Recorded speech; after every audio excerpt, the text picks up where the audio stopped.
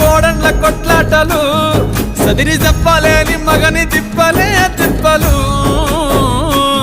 రచ్చబండ మీద ఆటలు సాయబండి కాడ మాటలు వచ్చిపోయేటోళ్ళ మందలించుకునే సంగతే గమ్మతి కట్ట పుట్టలల్ల కూర తక్కులు సుట్ట బట్టలల్ల వేడి కట్టలు చేతనైన సాయం చేసే మనుషులు మావి పూతగా